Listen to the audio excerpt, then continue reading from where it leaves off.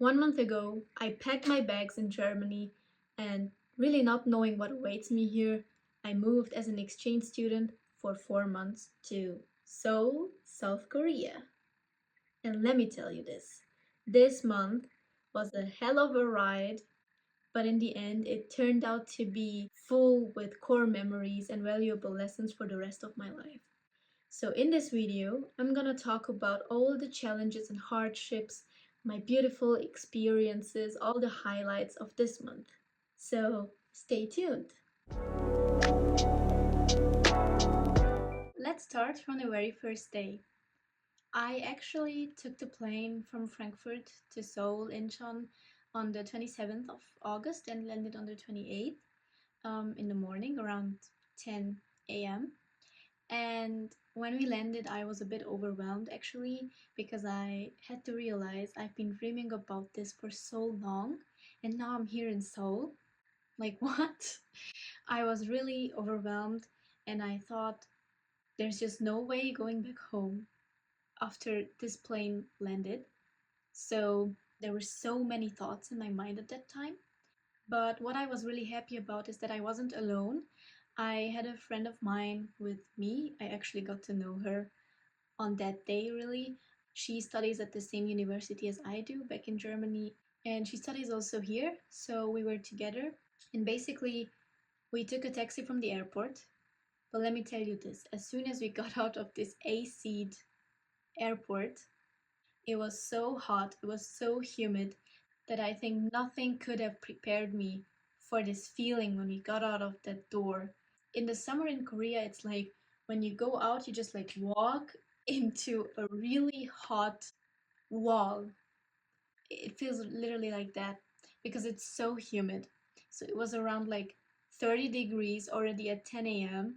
And it was something completely new to me because in Europe you don't actually find that much, I think. Then the way to the hotel was really pretty. Seeing Seoul for the first time, it was an amazing experience. But when we arrived to the hotel, it was around 11:30-ish, and we could only check in at 4 p.m. So we had two big luggages, the both of us, and one handbag, and we had to wait until 4 p.m. So we had plenty of time actually, and we decided actually to buy ourselves SIM cards. Hell no, man. What the?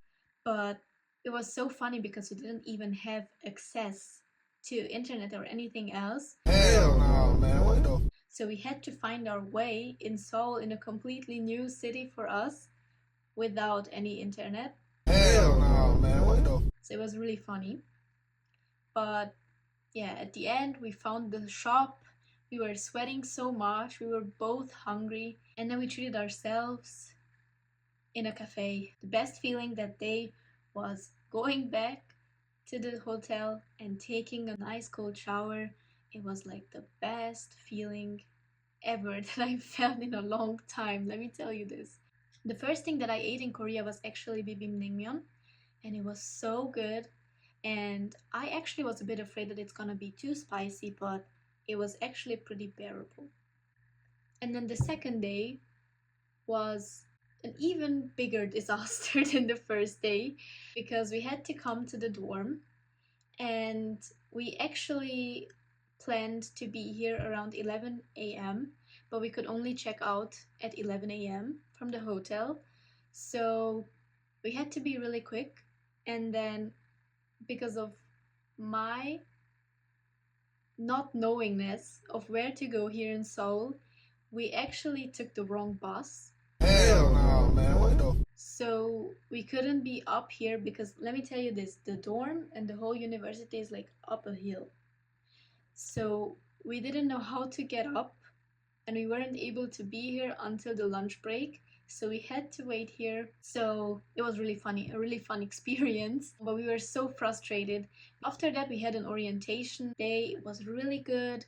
I got to know so many people that day that even like after that, we went to eat pizza together, and it was so fun. There were so many nationalities and we could just all connect in a sort of way. And it was so cool. It was such a great experience actually.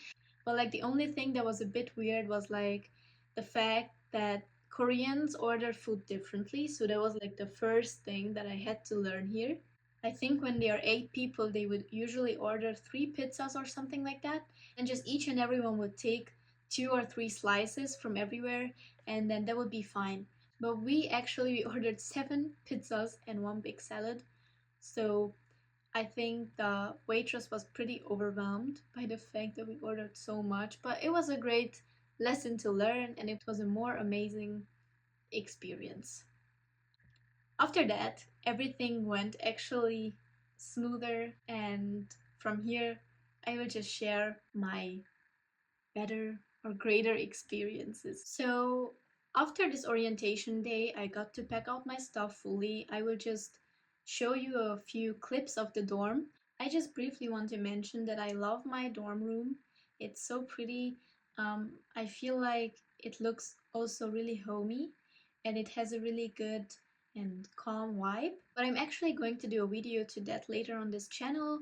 I'm also going to show you what the campus looks like, what the room looks like basically, what facilities does the dorm have, what facilities does the university have, what is the food like, what can you basically do here. I'm just gonna walk you around the campus basically and show you how the university life in Seoul looks like. But I just wanted to show you kind of like a sneak peek about what the dorm and the university look like.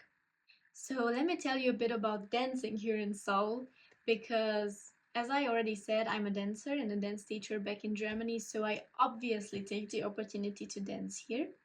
And I went to my first dance class to 1 Million Dance Studio, I think on the 9th of September, and I took a dance class from Nakyung, and she was absolutely amazing.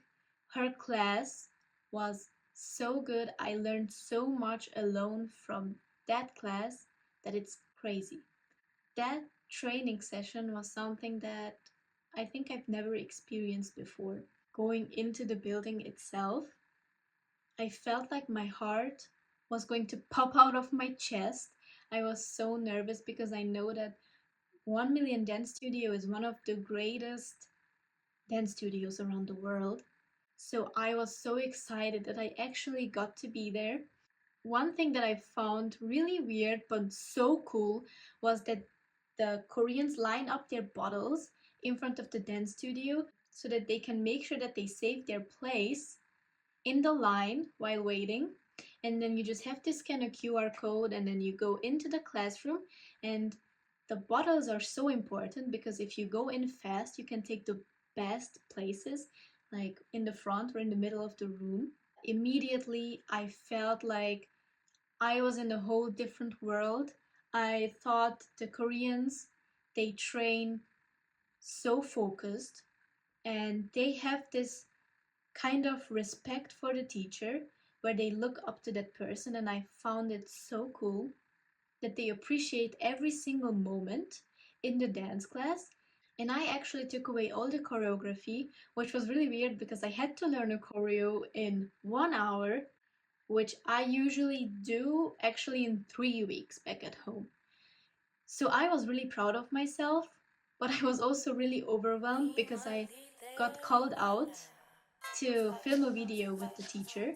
And so I was so excited that I messed up so bad, but it was the nicest experience.